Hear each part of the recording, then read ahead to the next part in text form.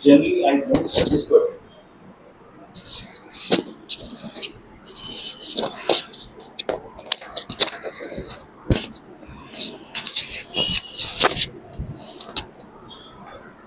ठीक है, is that fine? Okay, तो एकदम अलग mindset, totally not like the board exam you give in 10th और you are going to give in 12th. ठीक है, यहाँ पे 4 सेक्शंस होंगे, 1 मार्क्स का एक सेक्शन, 2 मार्क्स से दूसरा सेक्शन. यहाँ पे सारे क्वेश्चन 4 मार्क्स के होते हैं. Every question is of 4 marks. JEE Mains में एमसीक्यूज में नेगेटिव मार्किंग होता है. जो फिल इन द ब्लैंक्स वाले क्वेश्चन होते हैं उसमें नेगेटिव मार्किंग नहीं होता, but fill in the blank करना भी इतना आसान नहीं होता है, क्वेश्चन काफी टफ होते हैं इसलिए. ठीक है, सो आपको वो माइंडसेट से एग्जाम देना है. 1 घंटे में 25 क्वेश्चन करने होते हैं. ठीक है, 1 घंटे में 4-5 क्वेश्चन करने की भी जाननी होती है, क्योंकि एक क्वेश्चन में ही 10-15 मिनट जाते हैं. Because they are so, I should not say difficult, but ऐसे कॉन्सेप्ट बेस्ड होते हैं ना कि अगर आपको कॉन्सेप्ट नहीं पता तो आप अटेम्प्ट नहीं कर पाएंगे, आप तुक्का भी नहीं लगा पाएंगे. ठीक है, ऐसा रहता है. So keep that thing is mind. तो अभी हम जो करने वाले हैं, we are going to go through a study material. एक पीडीएफ रहेगा, उसके थ्रू हम गो थ्रू करेंगे. उस पीडीएफ का लिंक शायद आपको ऑलरेडी दे दिया गया है दीपा मैम की तरफ से. Yesterday link was sent to your mobile number, whatever the mobile number you have registered. Check it out. If you have not received it, let me know और let Deepa ma'am know, she will share again. ठीक है, आपको मिल गया होगा, आप सबको access भी होगा उस बात का. उसमें सारे चैप्टर्स के स्टडी मटेरियल रखे होंगे चैप्टर वाइज. ठीक है, तो अभी आज हम सेट्स का चैप्टर करेंगे जो 11th का फर्स्ट चैप्टर है. ठीक है, सेट्स करने के टाइम आप वो स्टडी मटेरियल डेफिनेटली रेफर कीजिए, क्योंकि उसमें जो जो क्वेश्चंस हम क्लास में करने वाले हैं और जो जो कॉन्सेप्ट्स हम पढ़ने वाले, जो जो फॉर्मूलाज हम पढ़ने वाले, सब है उसमें. और आपको रिपीट करना है वो क्वेश्चंस. ठीक है, जस्ट क्लास में अगर समझ आ गया, बाय द वे समझ आ गया तो अच्छी बात है, फिर भी रिपीट करना है. ठीक है, because each question I try to cover as many types और varieties of questions as possible. क्योंकि जितने वेराइटीज के जितने टाइप्स के क्वेश्चन वो बहुत सारे होते हैं, सारे क्लास में ऑब्वियसली कवर नहीं कर सकते. तो आपको प्रैक्टिस में घर पे सेल्फ स्टडी में जितना ज़्यादा हो सके कवर करना पड़ेगा. उसमें भी पॉसिबल नहीं है बाय द वे, क्योंकि 100 क्वेश्चंस होते हैं एक चैप्टर के. आप कितना करेंगे? आपको अलग अलग चैप्टर में, अगले चैप्टर में मूव ऑन करना होगा.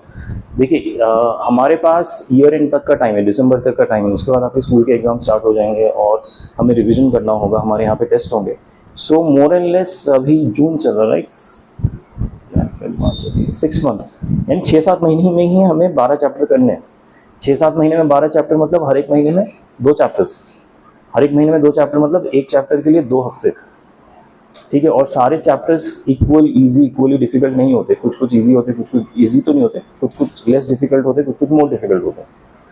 ठीक है, सो इस चीज़ का आप ध्यान रखिएगा. हर एक चैप्टर के लिए 2 हफ्ता ही है.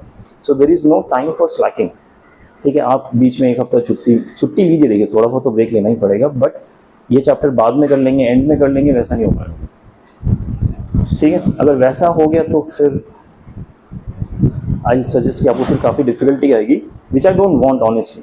ठीक है, कि ऐसे डिफिकल्टी बाद में आए, इसलिए जो भी रिकॉर्ड है I am setting it straight from the beginning कि आप जब ये अप्रोच करेंगे please be careful, and it is true for all the subjects.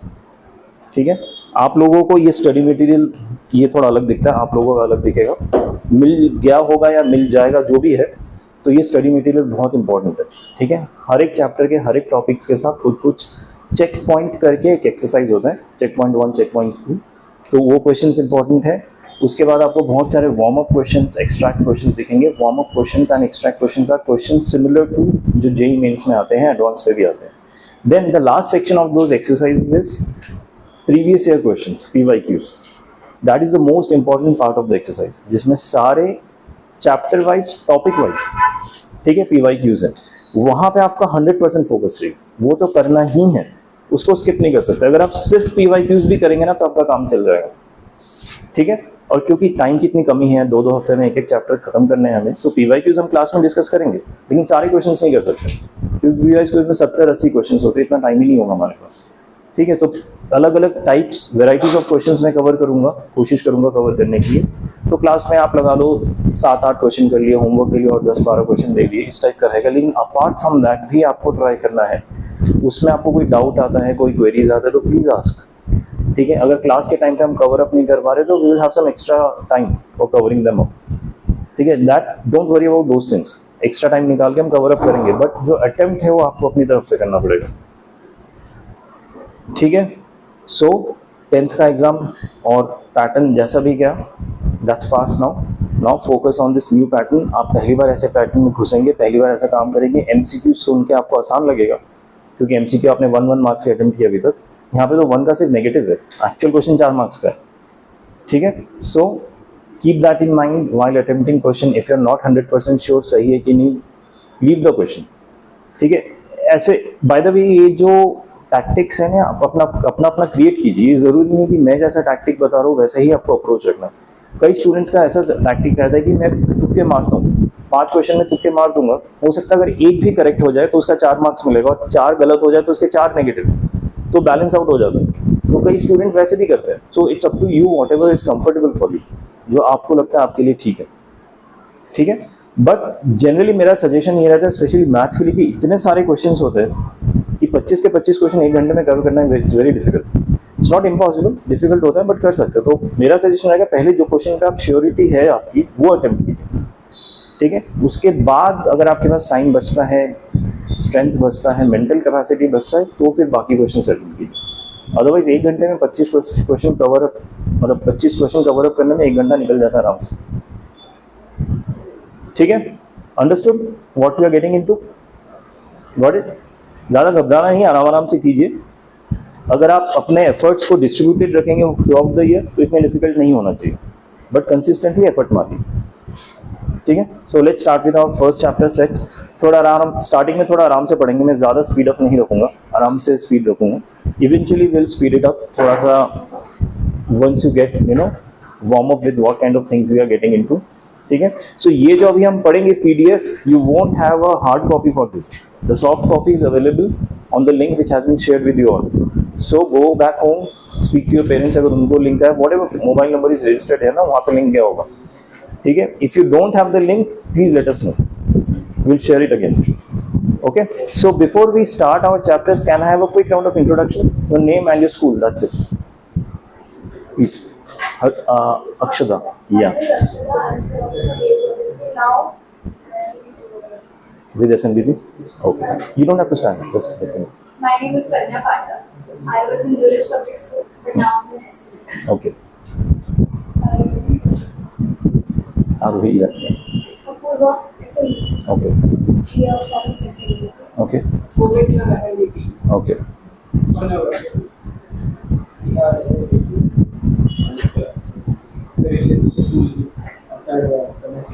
SNBP, so everyone is from SNBP. चलो अच्छी बात है, at least you will be sync जब आपके स्कूल एग्जाम्स वगैरह रहेंगे। That's good, that's good, okay fine. Shall we start then?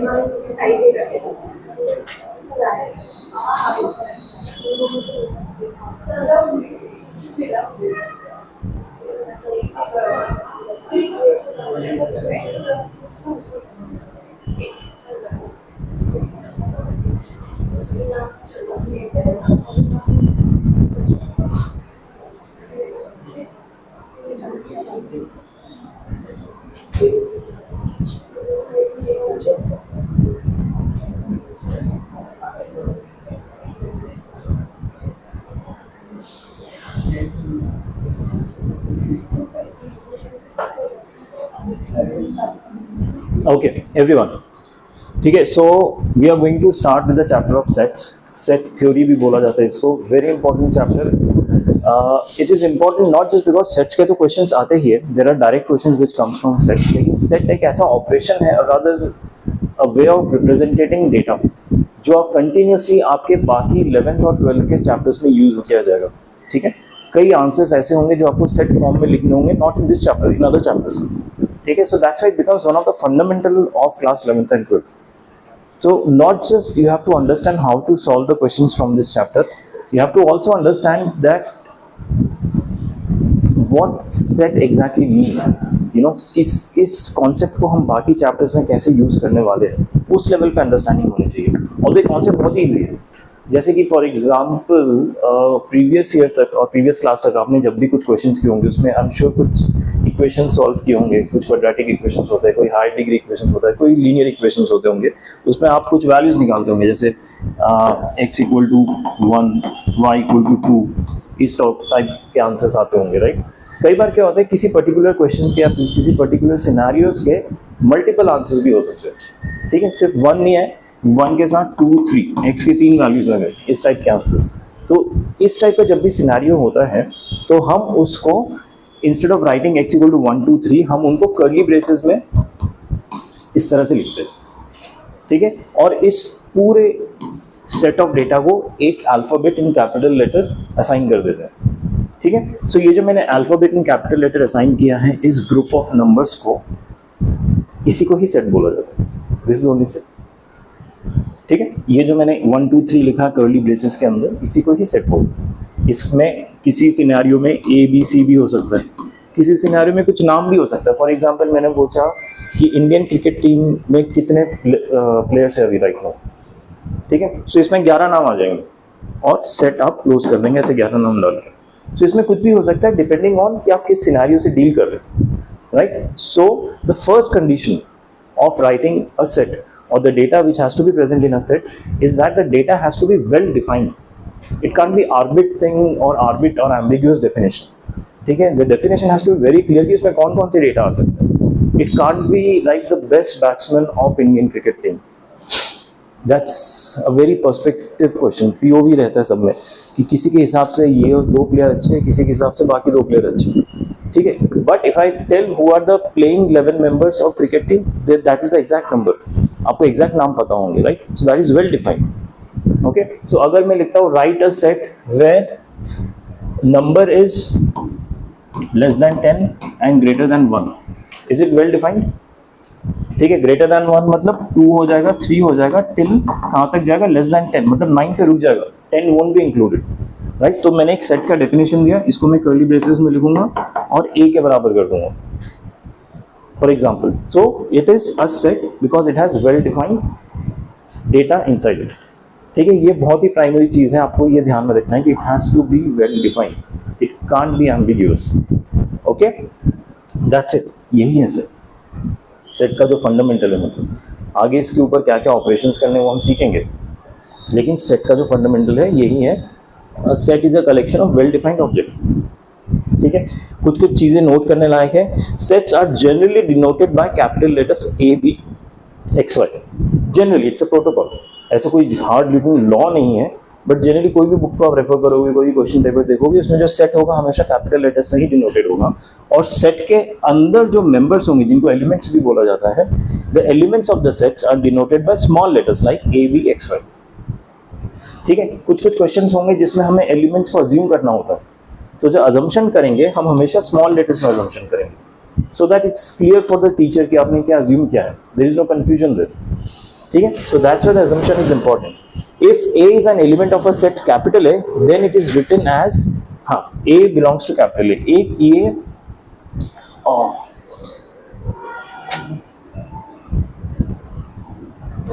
sorry.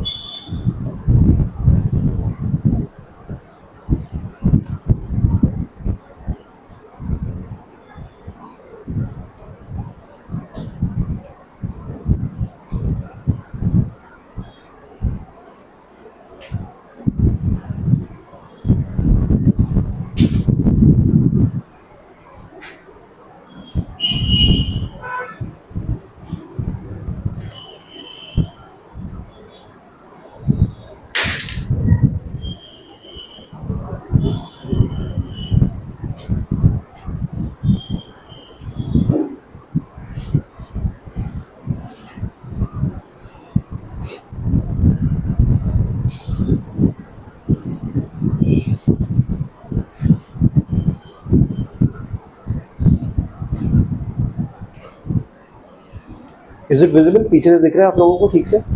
Okay, सो एक concept होता है, not concept, it's again operation, कि मान लीजिए ये मेरा सेट है कैपिटल ए, इसके अंदर एलिमेंट्स है A B C.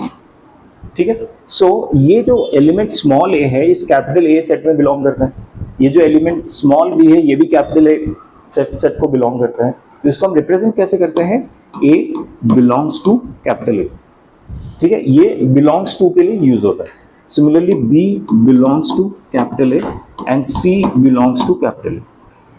ठीक है, ये जो बिलोंग्स टू रिलेशन होता है ना, it is always between an element and a set. ठीक है, दो एलिमेंट्स के बीच में ये रिलेशन नहीं हो सकता. मतलब small a can't belong to small b, ये नहीं पॉसिबल है. This RHS has to be a set. इस सेट को ही कुछ बिलोंग करेगा, कोई एलिमेंट ऐसा रहेगा इनमें से जो इस सेट को बिलोंग करेगा.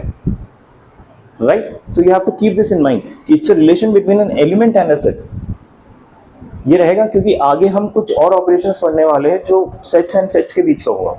ठीक है, लेकिन ये एलिमेंट और सेट के बीच का है, इस चीज का आप ध्यान रखिएगा. ठीक है, बिलोंग्स टू हमेशा एलिमेंट और सेट के बीच का ही रिलेशन होता है. Third point, elements are not repeated in a set. ठीक है, एक तो ये चीज है, देखिए कि अगर मैं एक सेट लिखता हूं A equal to A B C A. ठीक है, this is a valid set. इस सेट में कोई इशू नहीं है. इट्स जस्ट कि मैंने A को 2 बार रिपीट किया है जिसकी जरूरत नहीं है. अगर आपका रिपीटेशन हो रहा है, you can remove the repetition. अगर 3 बार रिपीट हो रहा है तो तीनों को रिमूव कीजिए, एक को रहने दीजिए बस. ठीक है, the repetition doesn't matter, it should not be there. And the order also doesn't matter. आप ABC लिख रहे हो या BCA लिख रहे हो, it's all the same thing. The order even doesn't matter. आप पहले किसके लिख रहे हो डजंट चेंज द सेट, वो अभी भी सेट है, ये भी सेट, दोनों सेम सेट्स है, ठीक है। फॉर एग्जाम्पल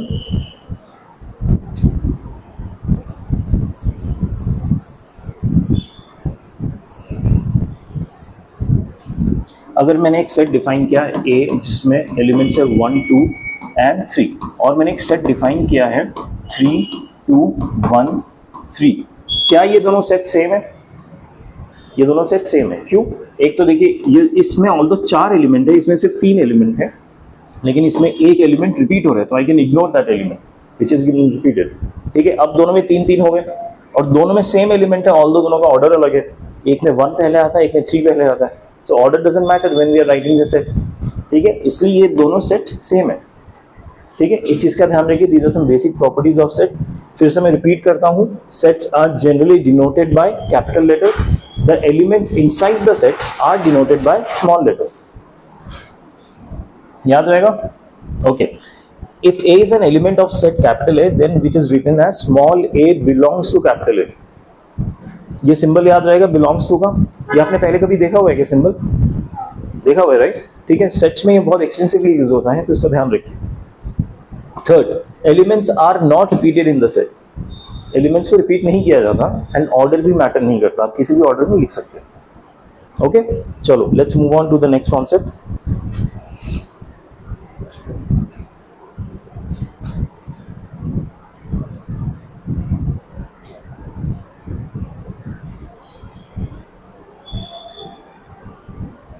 विजिबल, ठीक है। अभी देखिए सेट को हमने अभी ऐसे एक एग्जांपल में देखा कि मैंने इसको लिखा इस तरह से a इक्वल टू 1 2 3, ठीक है। सिंपल कर्ली ब्रेसेस में जो जो नंबर्स मेरे सेट में है मैंने डायरेक्टली वो नंबर्स लिख दिए, ठीक है। This is one way of writing a set, ठीक है, और इस वे को हम कहते हैं रोस्टर फॉर्म, ठीक है। This one way of writing a set, roster form. सीधा आप जो भी अंदर के एलिमेंट्स हैं उनको डायरेक्टली लिख दो, कुछ मतलब ज्यादा उसमें सोचना नहीं है। In fact is a very easy way of writing. एक होता है set builder form. Set builder form में क्या करते हैं ना, हम instead of writing the elements directly हम उसके कुछ प्रॉपर्टीज या कैरेक्टरिस्टिक्स या डेफिनेशन को लिखते हैं, ठीक है। फॉर एग्जांपल अगर मैं 1 2 3 लिखना चाहूँ, आप लोगों को पता है 1 2 3 नेचुरल नंबर्स होता है, right? So I can write a, अब ये जो मैं लिख रहा हूँ ये इसको लिखने का तरीका होता है, सेट को सेट बिल्डर फॉर्म में लिखने का तरीका होता है x such that x belongs to natural number, natural number को मैं कैपिटल N से डिनोट कर रहा हूं, and x has to be less than equal to 3, ठीक है। इसी को ही मैंने इस तरह से लिखा, x सच दैट, पहले मैंने एक वेरिएबल डिफाइन किया, उसके बाद मैंने सच दैट यानी डबल कोलन, कई जगह पे आपको ऐसे लंबा सा रॉड भी दिखेगा, बोथ आर सेम, ठीक है। तो कैसे भी सच दैट या तो ऐसे लिखिए या ऐसे लिखिए, doesn't matter, both are same, ठीक है। x such that x belongs to natural number, वो वेरिएबल जो है नेचुरल नंबर को बिलोंग करता है, मतलब 1 2 3 4 5 6 7 8 टिल इंफिनिटी, बट उसके बाद मैंने कंडीशन लिख दिया x has to be less than equal to 3, right. सो अगर इस सेट बिल्डर फॉर्म को हम सिंप्लीफाई करेंगे तो ये आएगा, right. So this is called set builder form, this is called roster form. समझ आया सबको? पक्का? Is it difficult? क्वेश्चंस में जनरली सेट बिल्डर फॉर्म दिया जाता है, स्पेशली जेई के क्वेश्चन में। क्यों? एग्जैक्टली, सो दैट उसको डिफिकल्ट कर सके।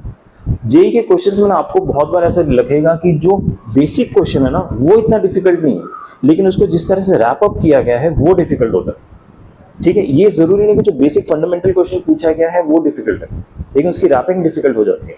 हो सकता है कई बार आपका आंसर ऐसा है कि x के 2 वैल्यूज आ रहे हैं 1 and 2 फॉर एग्जाम्पल, तो ये नहीं पूछेंगे x के कितने वैल्यूज है, वो पूछेंगे जो वैल्यूज है उसका प्रोडक्ट क्या है।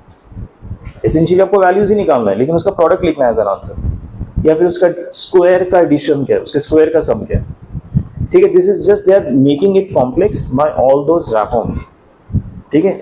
बेसिक क्वेश्चन कुछ नहीं, बेसिक क्वेश्चन आपको 1 and 2 ही निकालना है, लेकिन उसके स्क्वायर का सब निकालना है फाइनल आंसर, ठीक है। इस टाइप के अप्रोचेस रहेंगे, हम जब कुछ क्वेश्चंस करेंगे जेई के तो आपको समझ आएगा। तो ओके, तो आपको सेट कैसे लिखते हैं, 2 फॉर्म में, roster form and set builder form में, समझ आ गया? ठीक है, आगे बढ़ते हैं।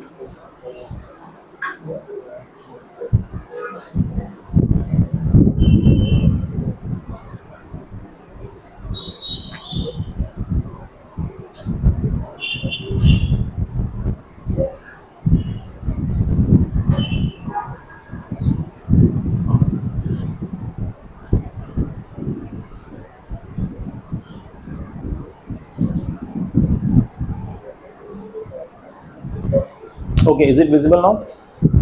कुछ क्वेश्चन है, कुछ कर लेते हैं, थोड़े ट्रायल से इजी वाले हैं.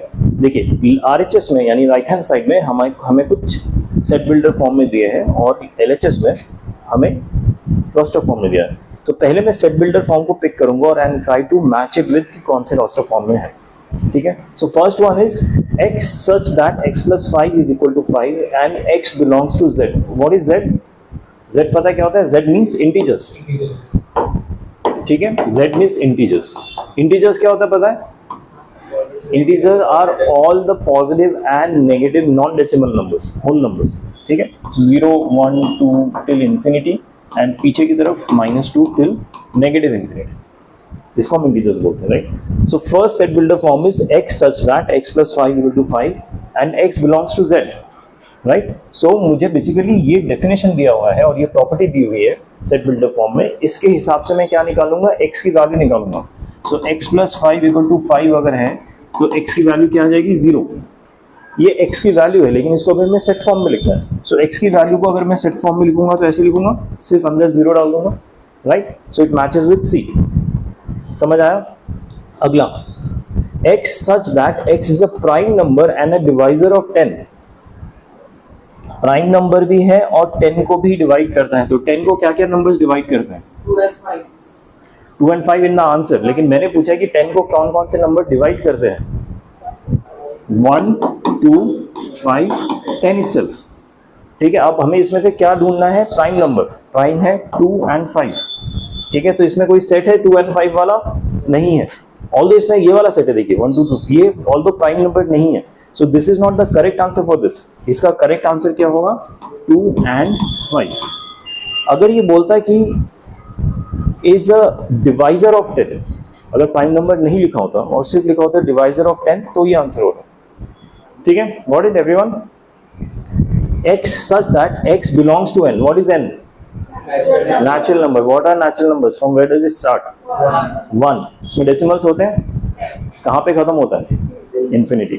So x such that x belongs to natural number and is divisor of 10. अब 1, 2, 5 and 10 यानी अब ये मैच कर जाएगा. ठीक है.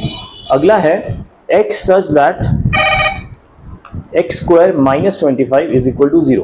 सो अगर x square minus 25 equal to 0 तो x स्क्वायर क्या हो जाएगा? 25. x क्या होगा? Plus minus 5. प्लस माइनस 5 क्यों होता है? क्योंकि किसी भी नंबर का हम जब स्क्वायर रूट लेते हैं तो हमें दोनों साइन इन्वॉल्व करना पड़ता है. सिर्फ स्क्वायर रूट या इवन नंबर रूट्स के लिए 6, 8, 10. क्यूब रूट के लिए क्या इन्वॉल्व करते हैं नंबर? मान लीजिए 27 का मुझे क्यूब रूट निकालना है तो क्या होगा? 9 प्लस माइनस 3. नहीं, क्या होगा? प्लस 3. जो इसका साइन है यहाँ पे अगर प्लस है तो आंसर में भी प्लस ही आएगा. अगर ये -27 होता तो आंसर क्या होता? -3. अच्छा, अगर मुझे -16 का स्क्वायर रूट निकालना है तो क्या होगा? नहीं, प्लस माइनस नहीं, -16 का डिफाइंड ही नहीं होता है. ठीक है. There is no real number जिसका स्क्वायर करे तो आंसर -16 आएगा. किसी भी नंबर का स्क्वायर करे तो क्या होता है? पॉजिटिव. दैट मीन्स किसी भी नेगेटिव नंबर का स्क्वायर रूट एग्जिस्ट करता है? नहीं एग्जिस्ट करता. लेकिन मैथमेटिशियंस ने क्या किया? एग्जिस्ट नहीं करता तो क्या हुआ? हम कराएंगे. उसको हम कहते हैं इमेजिनरी नंबर्स, कि हम इमेजिन करेंगे एग्जिस्ट करता है. ठीक है. तो उस इमेजिनेशन को हम कैसे कन्वर्ट करते हैं, ये आई थिंक आप लोगों ने पढ़ा है क्या आयोटा के बारे में, या फिर हम आगे पढ़ेंगे बाद में, जिसको हम आयोटा से रिप्रेजेंट करते हैं. Iota is I which is equal to negative of 1 का रूट. नेगेटिव 1 के रूट को हम बस रिप्रेजेंट इससे करते हैं और कुछ नहीं. रिप्रेजेंटेशन है, कुछ कैलकुलेशन वगैरह नहीं है. नेगेटिव 1 के रूट को हम आयोटा से रिप्रेजेंट करते हैं. तो इसको हम जनरली कैसे लिखते हैं? -1 का रूट इंटू 16 का रूट लिख सकता हूँ इसको मैं सेग्रीगेट करके, राइट. तो इसको मैं किससे लिखूँ? क्या लिखूंगा? आयोटा और रूट 16 क्या होता है? 4 आयोटा इसका आंसर होता है. इसको इमेजिनरी नंबर बोलते हैं. ठीक है. सो दैट कोर्स कम ना हो जाए किसी तरह. कोर्स नहीं कम होना चाहिए. ठीक है. Anyways coming back. सो इसका आंसर हो गया +5 -5. ओके. अगला x such that x is a letter of the word apple. अच्छा, एप्पल वर्ड में क्या क्या लेटर्स होते हैं? हाँ, p को 2 बार क्यों नहीं लिखा? एग्जैक्टली. सो APLE। अच्छा, अगर यहाँ पे PALE होता तो ये आंसर करेक्ट होता, PALE होता तो आंसर करेक्ट होता। क्यों होता है या नहीं होता? करेक्ट होता है, क्योंकि ऑर्डर मैटर नहीं करता। आप किसी को भी पहले लिख सकते हैं, किसी को भी बाद में लिख सकते हैं, ठीक है। सो इसका आंसर ये है। Okay, let's move on.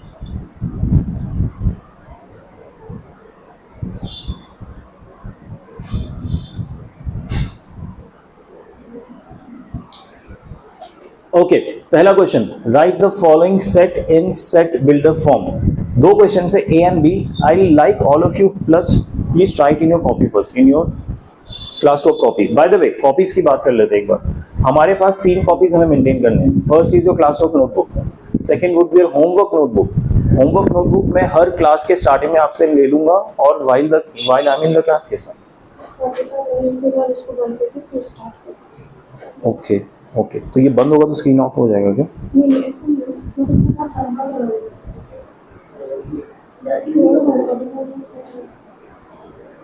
Okay fine, ठीक है। तो 45 मिनट्स के बाद कुछ प्रॉम्प्ट नहीं आएगा मुझे, मतलब ठीक है, I will try to remember. ठीक है, नो प्रॉब्लम। ठीक है, तो हमारी 3 नोटबुक्स होंगे, एक होगा क्लास वर्क, एक होगा होमवर्क, थर्ड क्या होगा? टेस्ट। टेस्ट नोटबुक आपको हमेशा जिस भी हमारा टेस्ट होगा तब लाना होगा। You will perform your test in that, you will submit, I will check and give it back. Homework notebook क्या होगा? मैं हर क्लास के एंड में होमवर्क दूंगा। अगले दिन जब भी हमारा नेक्स्ट क्लास होगा तब आपको होमवर्क नोटबुक लाके सबमिट करना है मुझे, ठीक है। That's why you have to maintain the homework notebook. I think हम इस टाइम पे भी करते हैं ना, फाउंडेशन कोर्स में भी जो स्टूडेंट्स हमने ऐसे में वे सेम प्रोसेस। और कौन कौन से बहाने नहीं चलेंगे? फर्स्ट इज लाना भूल गए, सेकंड मैंने क्लास वर्क नोटबुक में ही कर दिया, थर्ड मैंने किया तो था लेकिन घर पे रह गया। ये सब कुछ भी नहीं चलेगा। अगर आपने नहीं किया है, बी ऑनेस्ट कि नहीं किया, टाइम नहीं मिला, या आई वाज बिजी, या समझ नहीं आया, व्हाटएवर, ठीक है। But I won't prefer that, ठीक है, कि आप ये बहाने हर बार मार रहे हैं। आप ट्राई कीजिए कि जितना हो सके करिए। डाउट है तो क्लास में पूछिए, ठीक है। Unless you don't keep attempting, आपको समझ नहीं आएगा, ठीक है। Okay, try to do these 2 question, write them in set builder form and then we'll try to solve it.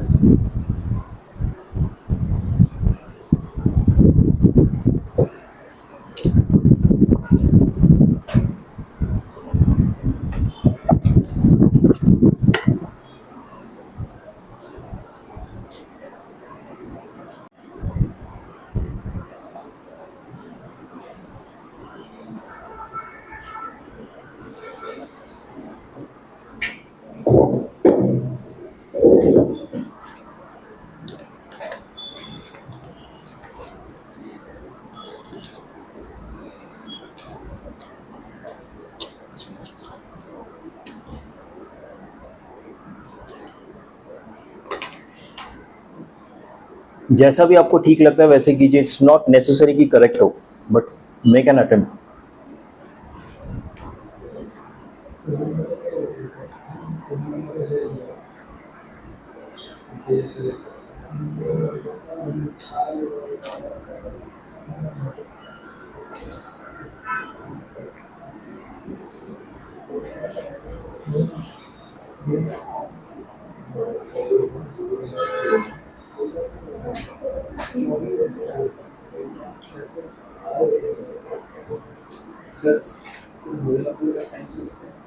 Ideally ना होल नंबर का कोई साइन नहीं होता, बट आप W यूज कर सकते हैं, ठीक है। Otherwise there is whole number generally use नहीं किया जाता मैथ्स के उसमें। ओके, आप बैठिए ना, हम डिस्कस करते हैं क्लास में। ओके,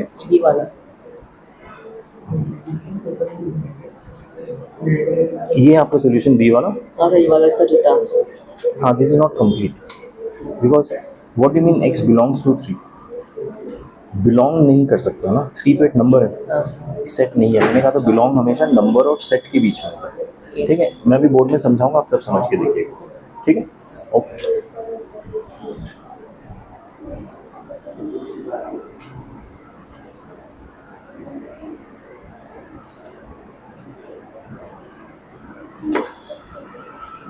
हुआ जो ट्राई करना था कर लिया, एक बार डिस्कस कर लिया, ठीक है। तो first one is a set मेरा गिवन है 2 3 5, कैसे लिख सकते हैं इसको? What are these? 2 3 5 क्या है? Right numbers. नेचुरल नंबर है, दैट्स ट्रू। तो अगर मुझे सेट बिल्डर फॉर्म लिखना हो इसका तो कैसे लिखेंगे? x सच दैट, आगे यहां तक तो हो गया, okay, x belongs to natural number and बस दैट्स इट। नेचुरल नंबर तो 1 2 3 4 से लेकर इंफिनिटी तक है। Less than equal to 5. x is greater than 1 and less than Equal to 4. what? Less than equal to 4. Right number. Less than equal to 1. Okay, less than equal to 5 और less than 6 is same thing. Exactly, तो इसमें 4 आ जाएगा। इसका जो answer होगा ये होगा 2 3 4 5। So right number is a right number. X less than equal to 5. Yup, सो ये चीज ध्यान देने की जरूरत है कि ये प्राइम नंबर्स है तीनों, ठीक है। सो इसको लिखने का आप सीधा ऐसे भी कर सकते हैं, आपको whole number natural number refer करने की जरूरत ही नहीं है, क्योंकि प्राइम है तो वो नेचुरली ही होगा, ठीक है। It's taken, so x is prime number less than equal to 5, ठीक है। एक और चीज कर सकते हैं इसका, it is very similar to example we did divisor वाला, याद है 10 का डिवाइजर क्या क्या होता है? 2 एंड क्या था? 1 to 5 थे, लेकिन 2 and 5 was the answer, prime divisor. क्या ये प्राइम डिवाइजर हो सकता है किसी का? 30 कैसे? LCM, right. सो इसको हम लिख सकते हैं x such that x is prime divisor of 30 के प्राइम डिवाइजर्स क्या क्या है? 2 3 and 5 डिवाइजर्स तो बहुत कुछ है, 1 भी है, 30 भी है, 15 भी है, 10 भी है, लेकिन वो प्राइम नहीं है। प्राइम सिर्फ 2 3 and 5 ही है, समझ आएगा? So you can write it in multiple way, but you just can't write कि x such that x belongs to natural number and x is equal to 2 3 5, ऐसा मत लिख देना, ठीक है। That is not a definition, आपने सीधा number ही लिख दिया, ठीक है। ओके, अगला हुआ है आप लोगों से?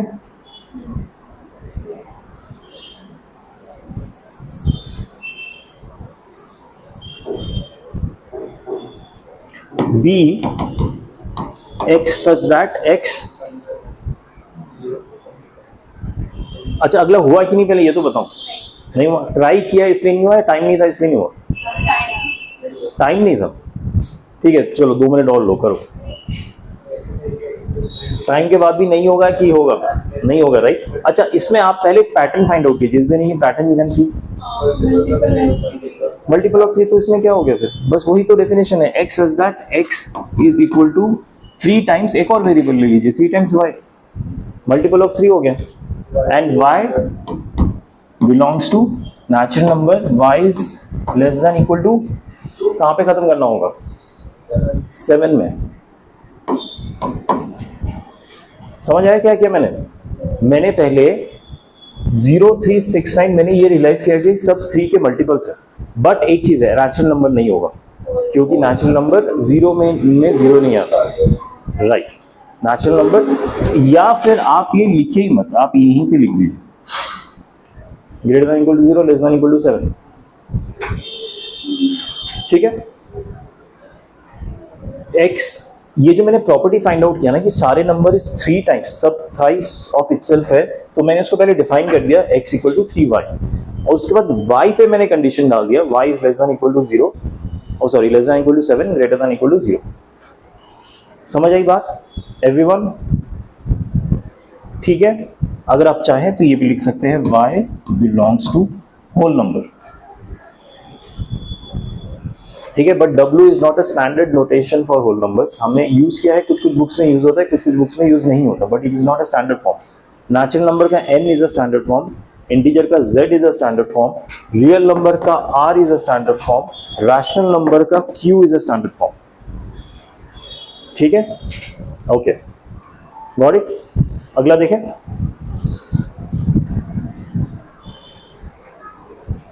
देखिए यहाँ पे सारे सॉल्यूशंस भी गिवन है, सो आप जब घर पे जाके रेफर करेंगे इस पीडीएफ को, तो do look into the solution. अगर आपको कुछ कंफ्यूजन, उसके बाद भी आपको कंफ्यूजन है तो do ask in the class में पूछने में कोई दिक्कत नहीं, ठीक है।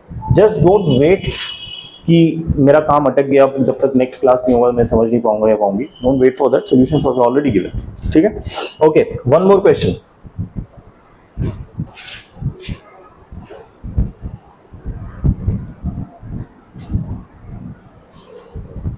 Give it a shot.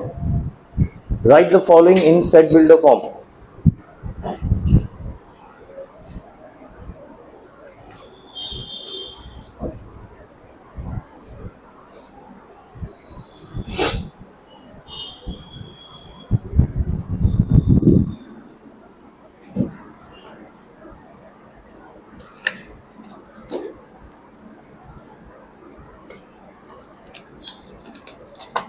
Try to find out a pattern. Pattern मिल गया तो उसको डिफाइन कीजिए जैसे हमने प्रीवियस क्वेश्चन में डिफाइन किया था. ठीक है. और उस डेफिनेशन के किसी वेरिएबल को एक लिमिट में डाल दीजिए कि ग्रेटर देन और less than something like that, अगर जरूरत है लिमिट की. अगर नहीं है तो हम बाय द वे ये जो 3 डॉट्स दिख रहा है आपको यहाँ पे, 3 डॉट्स का मतलब होता है इंफिनिटी. हाँ, 3 डॉट्स का मतलब होता है इंफिनिटी. ठीक.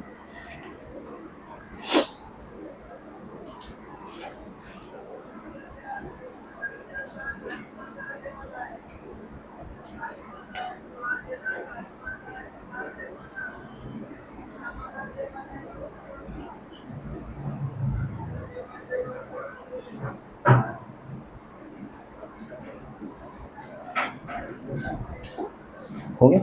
मैं डिस्कस करूंगा, आप देखिए सही है कि करें एक बार इसको देख के. ठीक है. देखिए इसमें सबसे पहला नंबर गिवन है 1. मैं इस सेट को ए लिखता हूँ. a is given as 1. अब अगला जो नंबर है वो है 1/2, then 1/3, 1/4, right, then till infinity. अब यहाँ पे तो मुझे 2, 3, 4 का पैटर्न दिख रहा है. फर्स्ट नंबर को इसलिए मैं 1/1 लिख सकता हूँ. तो यहाँ पे मुझे डिनोमिनेटर के पैटर्न्स दिख गए. न्यूमरेटर सब में कांस्टेंट है 1, डिनोमिनेटर सब में 1, 2, 3, 4 करके बढ़ रहा है. ठीक है. और इंफिनिटी तक जा रहा है. सो इट डजंट मैटर कि कहाँ पे एंड होना है. सो इसको मैं सेट बिल्डर फॉर्म में कैसे लिखूंगा? a equal to again x such that x is equal to what? 1/y. That's it. x equal to 1/y. अभी मैंने क्या किया, जो वेरिएबल है उसको नीचे शिफ्ट कर दिया. इस डेफिनेशन को लिखने से क्या हुआ ना, जो वेरिएबल x है उसके कॉरेस्पॉन्डिंग मैंने एक और नया वेरिएबल लिख दिया y, जिससे वो वेरिएबल डिनोमिनेटर में शिफ्ट हो गया और न्यूमरेटर कांस्टेंट हो गया 1. ठीक है. और ये जो y का वैल्यू है that belongs to natural number. क्या इस पे कुछ लिमिट लगेगा? नहीं, क्योंकि एंड तक जा रहा है, इंफिनिटी तक जा रहा है. So there won't be any limit also. ठीक है. So we can just stop it here. अगर ये मान लीजिए यहाँ पे खत्म हो गया होगा तो क्या करते हैं? y has to be less than equal to 4. ये लिमिट लगाना पड़ता है. ठीक है. अब क्योंकि इंफिनिटी तक जा रहे हैं इसलिए हमें लिमिट की जरूरत नहीं. Got it everyone? डिफिकल्ट था? नहीं? ओके.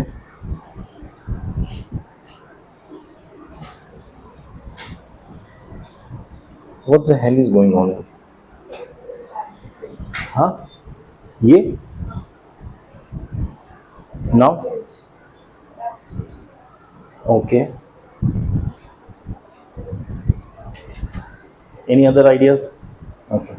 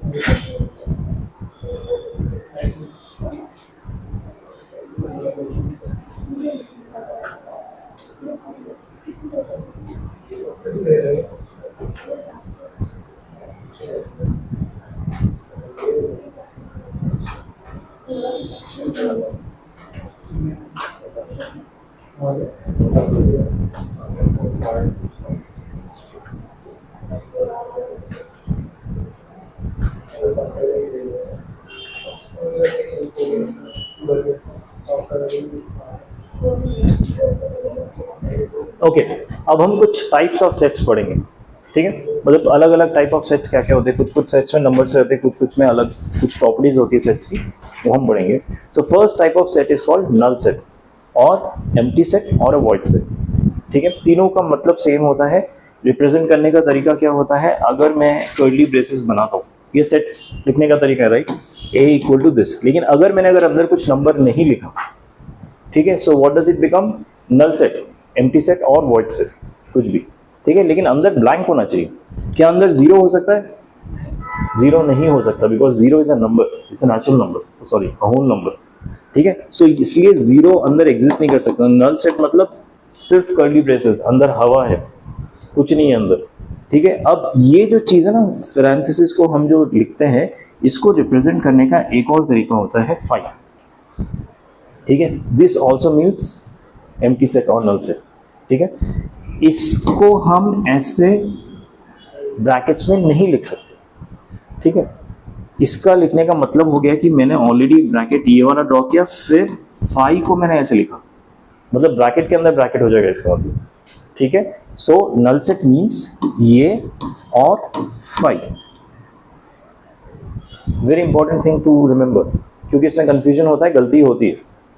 क्यों? क्योंकि जो क्वेश्चंस आएंगे ना, उसमें आपको जानबूझ के कंफ्यूज करने के लिए इस तरह के बहुत सारे ऑप्शंस दिए जाएंगे, ठीक है। सो ये एकदम फंडामेंटल चीज है, नल सेट मतलब ये है, ये और कुछ है ही नहीं इसके अलावा, ठीक है। इसका मतलब होता है it is a set itself, it includes the curly braces, ठीक है। इसमें इंक्लूडेड होता है, अलग से मत डालिएगा, इस चीज का ध्यान रखिए, ठीक है। सो that is called an empty set और null set.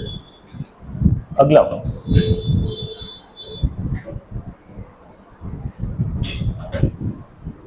Singleton set.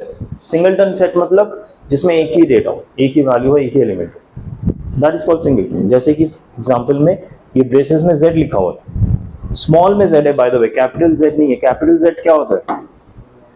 Capital Z होता है इंटीजर, ठीक है। तो अगर मैं इस तरह से कैपिटल Z लिखूं, it is not a singleton set, क्योंकि मैंने पूरा का पूरा एक और सेट इंक्लूड कर दिया एक सेट के अंदर, इंटीजर्स का, ठीक है। सिंगलटन सेट में इसलिए मैंने स्मॉल z लिखा है, ठीक है। So this is a singleton set, having just a zero inside is a singleton set. अच्छा, बाय द वे, क्या ये सिंगलटन सेट है? फाइन, देखिए सिंगलटन सेट का डेफिनेशन क्या है? सेट कंटेनिंग सिंगल एलिमेंट, एक एलिमेंट होना चाहिए, ठीक है। अब ये जो चीज है ना, इसको एज हम एलिमेंट ही ट्रीट कर रहे हैं, ऑल्दो ये element is a set itself. ये जो एलिमेंट है ये खुद एक सेट है। एलिमेंट का नंबर होना जरूरी नहीं है, एक वेरिएबल भी हो सकता है एक्स एंड वाई जेड, या एक सेट भी हो सकता है। आप समझ रहे मेरा point? As long as it is one element, आप पॉइंट समझिए। अच्छा, ये 2 and 5, क्या ये सिंगलटन सेट होगा? नहीं, इसमें दो एलिमेंट है, एक नंबर फॉर्म में है और एक सेट फॉर्म में है। दैट्स फाइन, किसी भी फॉर्म में हो सकता है, that is not the problem. Problem इसकी एक से ज्यादा ना हो। एज लॉन्ग एज एक है, it is singleton. So if I am writing like this, it is a singleton set, just the element है ना, वो नंबर नहीं है, वो एक सेट है। सर, तो फिर वो Z जब हम डालेंगे वो भी सिंगलटन सेट होना चाहिए। एग्जैक्टली, अब एग्जैक्टली ये जो आपने कहा ना कि ये जो है, क्योंकि Z itself represents what? Braces में -∞ से लेके 2 -1 0 1 2 इंफिनिटी, और एक सेट ब्रेसेस के अंदर ही रहता है। तो आप जब z डालेंगे it also becomes a singleton set. आप समझ रहे हो क्यों? क्योंकि z itself is a set, ये कर्ली ब्रेसेस में रहता है।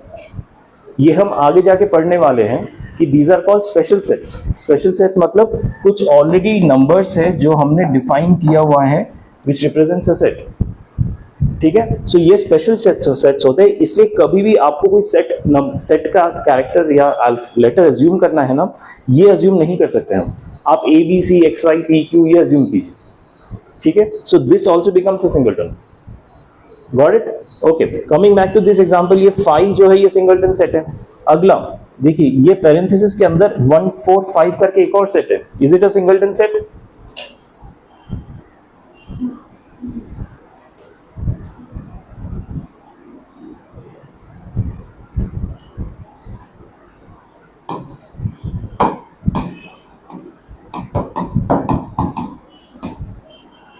क्या ये सिंगलटन सेट है? क्यों सिंगलटन सेट है? क्योंकि जो हमारा बाहर का सेट है, जो हमारा प्राइमरी सेट है, उसके अंदर सिर्फ एक ही एलिमेंट है। वो एलिमेंट सेट के फॉर्म में है, that is fine, that is not the problem. लेकिन 2 एलिमेंट्स नहीं है, एक ही एलिमेंट है जो कि सेट के फॉर्म में है। That's why it is a singleton set. याद रहेगा? समझ आ रहा है? पक्का? ठीक है, सो अगर मैं मान लीजिए इसको ऐसे लिखता x, 2 3, क्या ये सिंगलटन सेट है? नहीं है, क्योंकि इसमें 2 एलिमेंट है, एक लेटर है और एक सेट है। ठीक है, so this is also singleton set. अब यहां से एक्चुअली कंफ्यूजन स्टार्ट किया जाता है जानबूझ के सिंगलटन सेट में। ये एग्जांपल्स देके, this are very important examples. ठीक है, इसको ध्यान रखिएगा।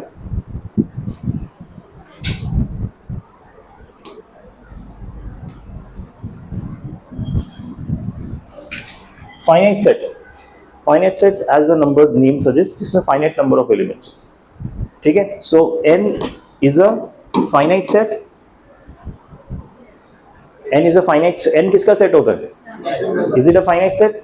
No, it is not a finite set. इसमें इनफाइनाइट नंबर्स होते हैं। Finite set which is either empty, हाँ by the way empty sets को भी फाइनाइट सेट बोला जाता है क्योंकि उसमें एक भी एलिमेंट नहीं होता। This is also finite. Which a set which is either empty or has finite number of elements is called finite set. Number of elements in a finite set A is called order or cardinality of a set A, generally denoted by O of A or N of A. Finite set का ये बहुत बड़ा information है जिसको हम order बोलते हैं या कार्डिनलिटी बोलते हैं। इसके ऊपर पूरा एक अलग से ही टॉपिक है, कार्डिनलिटी ऑफ सेट्स करके। ठीक है, तो फाइनाइट सेट में जितने एलिमेंट्स होंगे, मान लीजिए एक सेट है मेरे पास जिसमें 1 2 3 एलिमेंट्स है, तो नंबर ऑफ एलिमेंट्स कितने हैं इसमें? 3। सो अगर ये मेरा सेट ए है तो number of elements in set ए को ऐसे रिप्रेजेंट किया जाता है, दिस इज इक्वल टू 3। और इसको हम कार्डिनलिटी भी बोलते हैं, that is also equal to 3। दोनों सेम है, ओ या N, order of the set, number of elements. So कहीं पे अगर ऑर्डर यूज किया गया term, that means number of elements कितना है, या फिर कार्डिनलिटी यूज किया गया है, that means number of elements क्या है, कितना है। Both are same. ठीक है, got it? Very important information, ये आगे जाके बहुत काम आने वाला है।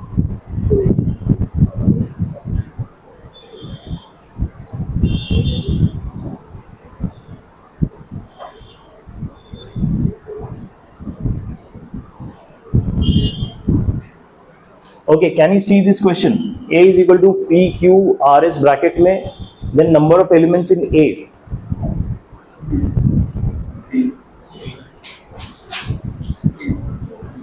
2, 3, 4. 4 क्यों नहीं? या सो देखिए, A जो सेट है ये कहां से स्टार्ट हो रहा है? इस वाले कर्ली ब्रेसेस से स्टार्ट हो रहा है, और एंड कहां पे हो रहा है? ये जो सेकंड कर्ली ब्रेस है वहां पे एंड हो रहा है, right? So this is the scope of my set.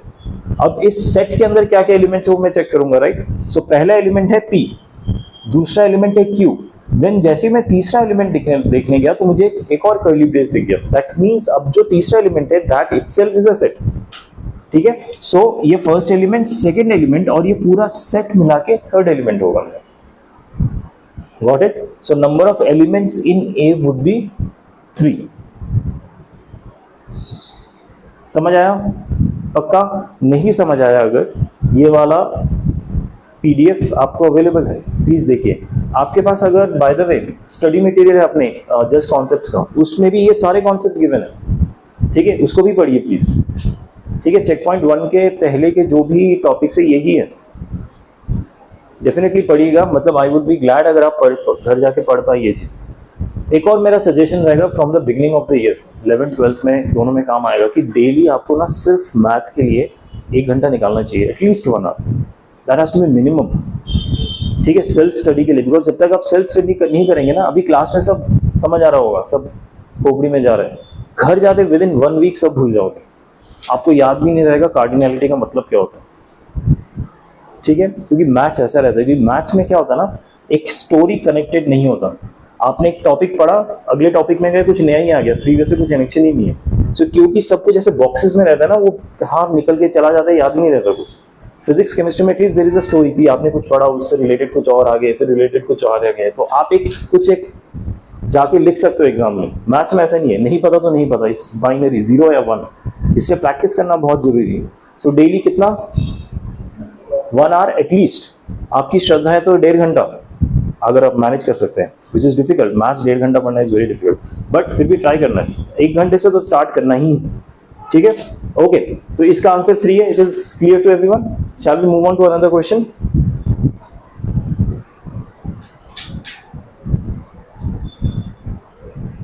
Okay, the next one is infinite set.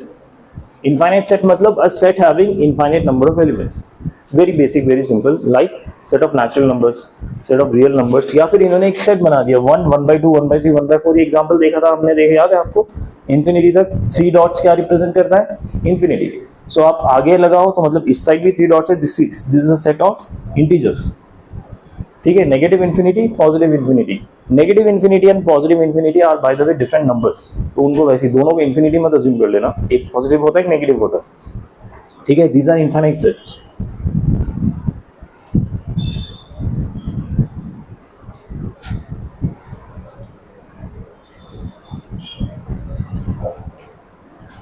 Okay, next is equal sets.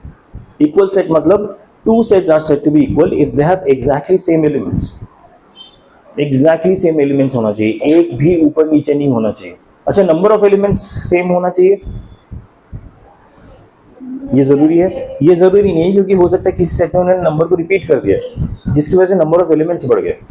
Ideally इसको तुम्हें सिंप्लीफाई करके 3 में ही लाना चाहिए, and eventually number of elements same होना चाहिए। बट ये जरूरी नहीं है कि क्वेश्चन के इनिशियल स्टेज में आपको नंबर ऑफ एलिमेंट्स सेम दिखे। आप सी को सिंप्लीफाई करेंगे तो 0, 1, 2 आ जाएगा। 2 बार जो 1 है रिपीटेशन, उसको हटा देंगे आप, उसमें 3 एलिमेंट्स हो जाएंगे। ए में ऑलरेडी 3 है, बी में ऑलरेडी 3 है, ठीक है। And number of elements are also, sorry, the element itself are also same, although order अलग अलग है। इसमें 0, 1, 2 है, इसमें 2, 1, 0 है, इसमें भी 0, 1, 2 ही है, ठीक है। So A B C are equal sets. समझ आया? Exactly same number of same elements होने चाहिए, not number of, same elements. Number of elements भी आफ्टर सिंप्लीफिकेशन सेम होना चाहिए, बट जो एलिमेंट्स के वैल्यूज है वो भी सेम होने चाहिए। अच्छा, मान लीजिए नंबर ऑफ एलिमेंट्स सेम है लेकिन वैल्यू सेम नहीं है, तो उसका भी एक नाम होता है, उसको हम कहते हैं इक्विवेलेंट सेट्स,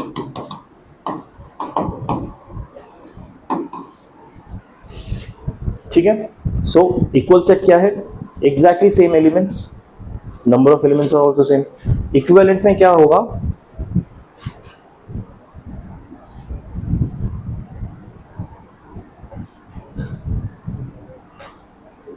टू फाइनाइट, अच्छा हाँ, ये बाय द वे इक्वल एंड इक्विवेलेंट के लिए फाइनाइट सेट होना जरूरी है। इनफाइनाइट सेट इक्वल नहीं हो सकते unless they are standard set, like natural number का सेट हो गया या फिर इंटीजर का।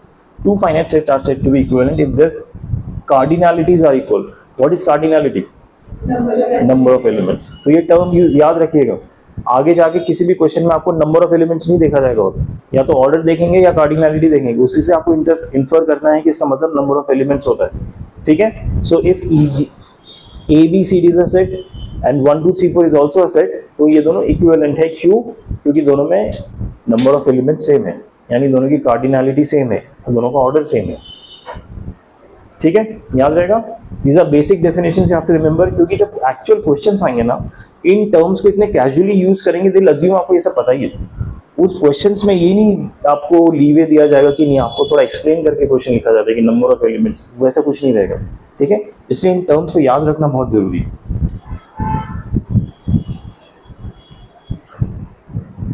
ओके, चलिए ये कॉन्सेप्ट पढ़ लेते हैं, जरूरत पड़े तो हम फिर से एक बार बाद में रिवाइज करेंगे।